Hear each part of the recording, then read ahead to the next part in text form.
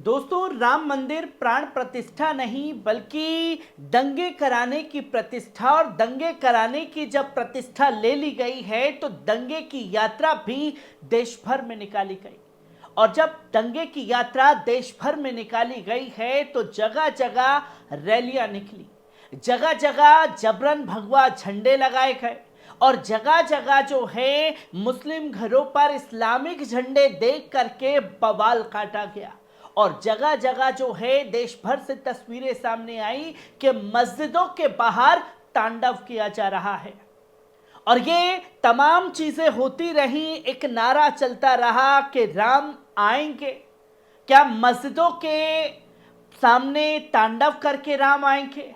क्या मुस्लिमों के घर पर पत्थरबाजी करके राम आएंगे? या मुसलमानों की दुकानों और घरों को जला करके राम आएंगे?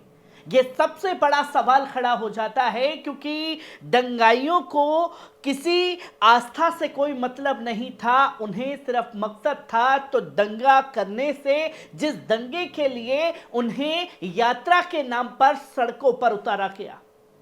पर सबसे बड़ी बात है कि देश में भगवा यात्रा जो है पूरे देश में निकलेगी। पर वहीं आज तस्वीर सामने आती है असम के गुवाहाटी से। राहुल गांधी की यात्रा जो है वो निकलने नहीं दी जाती। बजरंग दल की रैली निकलेगी, विश्व हिंदू परिषद की निकलेगी, तमाम हिंदूवादी संगठनों की रैलियां निकलेगी, पर राहुल गांधी की यात्रा नहीं निकलेगी। और एक तरफ विपक्ष की पार्टी कांग्रेस को साइड रख दिया जाए तो तमाम मुस्लिम बुद्धिजीवियों की रैलियां नहीं निकलने दी जाती। हमने दिल्ली में कई जगह जाकर के कवर किया कि कैसे ईद मिलादुन नबी की रैलियों को नहीं निकलने दिया गया। और हमने खासतौर पर उसको भी कवरेज दिखाया कि कैसे मौलाना तौकीर रजा खान ने तिरंगा यात्रा के लिए ऐलान किया और वो तिरंगा यात्रा नहीं निकलने दी गई, हाउस अरेस्ट कर लिया गया। और यहां तक कि बड़ी बड़ी सभाएं भी मुसलमानों को करने की इजाजत जो है खुले ग्राउंड में नहीं दी जाती है। ये तमाम चीजें जो हैं देश में लगातार सामने आ रही हैं। और जब देश में लगातार ये तस्वीरें सामने आ रही हैं तो देश में बवाल भी हर जगह मचा। जहां बवाल के इस वीडियो को आप साफ तौर पर स्क्रीन पर देख रहे हैं, हजरतगंज लखनऊ, जहां हजरतगंज के अंदर भड़काऊ गाने बजाए जाते हैं और साफ तौर पर मुसलमानों को अपशब्दों का प्रयोग किया जाता है। भड़काऊ गानों में मां बहन की गालियां मुसलमानों के खिलाफ दी जा रही है। और जब ये गालियां चल रही हैं तो राम के नाम पर ये सब हरकतों को अंजाम इन दंगाइयों द्वारा दिया गया।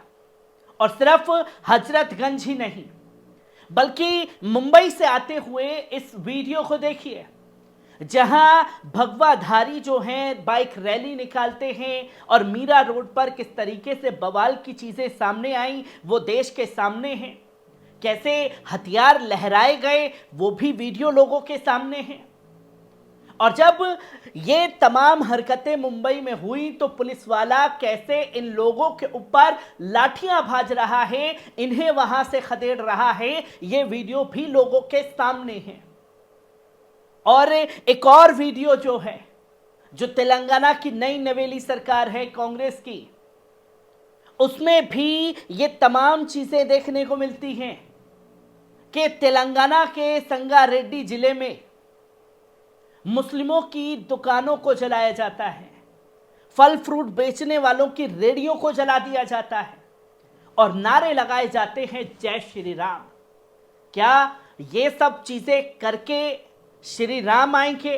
ये सबसे बड़ा सवाल खड़ा होता है, क्योंकि देश के प्रधान सेवक ने जिस तरीके से जनता को, विपक्ष को एक मैसेज देना था वो देश को दे दिया, जहां साफ तौर पर उन्होंने बता दिया कि मेरी ताकत जो है वो हिंदुत्व है और हिंदुत्व के नाम पर मैंने एक ऐलान किया तो देखिए कैसे हमारे दंगाई सड़कों पर उतर आए। जब सड़कों पर उतरने की इजाजत खास तौर पर हरी झंडी जब देश के प्रधान सेवक द्वारा दे दी गई है, तो कैसे जगह जगह जाकर के बवाल काटा गया है और सिर्फ दंगाइयों को ही यात्रा निकालने की इजाजत दे दी जाती है। पुलिस प्रशासन उधर नहीं रोकता। अगर देश का किसान सड़कों पर आ जाए तो बैरिकेड लगा करके उन्हें रोका जाता है। अगर देश का मुसलमान सड़कों पर आ जाए तो उनके ऊपर लाठियां भाजी जाती हैं। और अगर देश की विपक्ष की बड़ी पार्टी कांग्रेस सड़कों पर आ जाए तो रैलियां रोक दी जाती हैं, जो आज खास तौर पर असम के गुवाहाटी में हुआ और राहुल गांधी के ऊपर जो है एफआईआर दर्ज करा दी गई।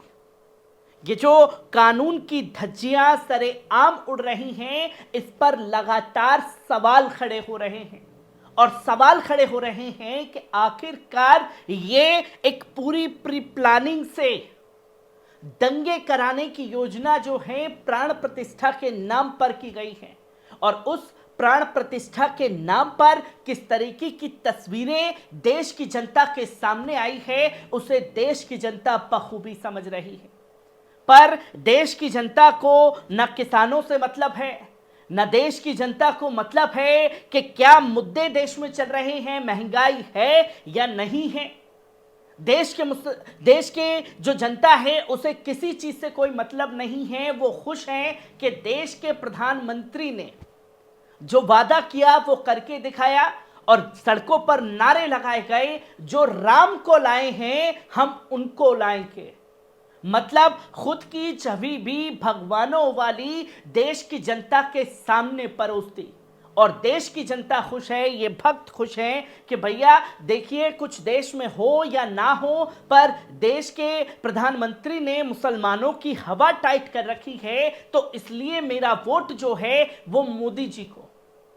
पर यहां गोदी मीडिया किस तरीके से इसमें रंगा रहा, कहीं से भी इस बवाल में जो हरकतें भगवा यात्रा निकालने वालों की तरफ से की गई, ये तमाम खबरें गायब कर दी गई। पर इंटरनेशनल मीडिया ने जम करके धज्जियां उड़ाई, ये साफ तौर पर लिखा कि ये एक योजना के तहत किया गया, जहां बाबरी मस्जिद को शहीद किया गया था और बाबरी मस्जिद को शहीद किए जाने के बाद ये आज अपनी ताकत विपक्ष को दिखाई गई है। और ये कोई आस्था का केंद्र नहीं बल्कि राजनीतिक एजेंडा देश के प्रधान सेवक का खुद है, जो उन्होंने देश की जनता के साथ मिल करके विपक्ष को अपनी ताकत का नजारा दिखा दिया है। हर एक पहलू को आपके साथ साझा करता रहूंगा। दीजिए इजाजत।